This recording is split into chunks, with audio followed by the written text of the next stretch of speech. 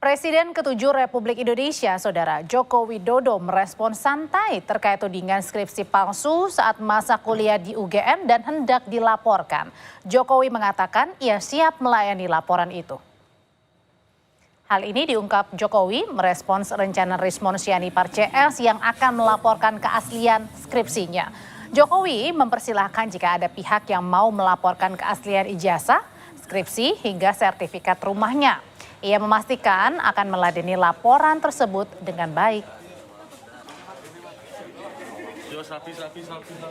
Dilaporkan saja, setelah ijazah nanti dilaporkan, nanti skripsinya dilaporkan, setelah itu KK-nya dilaporkan, setelah itu KTP-nya dilaporkan, setelah itu SIM-nya dilaporkan, terus nanti sertifikat tanah rumah dilaporkan.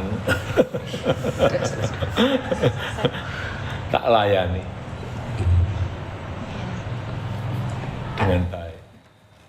Sebelumnya, penuding ijazah palsu Jokowi Rismon Sianipar CS berencana melaporkan dugaan skripsi palsu milik Jokowi ke Barreskrim Polri. Hal ini pun ia ungkapkan di akun X pribadinya @Sianipar Rismon.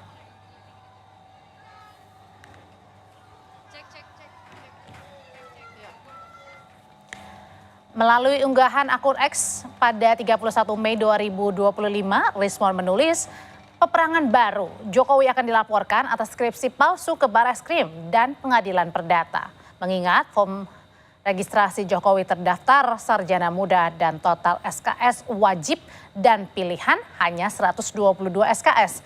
Sarjana muda tidak menulis skripsi.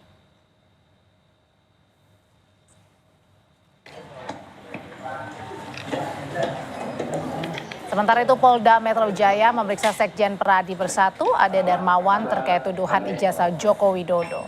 Menurut Ade, pihaknya mendesak Polda Metro Jaya segera menaikkan kasus ini ke tingkat penyidikan agar diproses ke pengadilan. Sebelumnya Peradi Bersatu melaporkan 5 orang, beberapa diantaranya adalah Roy Suryo dan Rismon Sianipar terkait tuduhan ijazah Jokowi.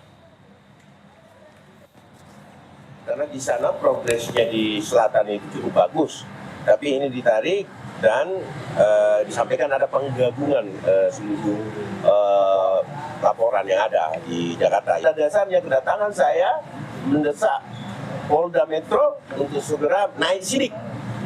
Jangan lagi berlarut-larut. Klarifikasi di media, klarifikasi antara narasumber yang terjadi ini justru memperkeruh suasana. Artinya semakin berbola salju yang harusnya ini sudah berjalan. Nah, kalau memang ada klarifikasi di pengadilan.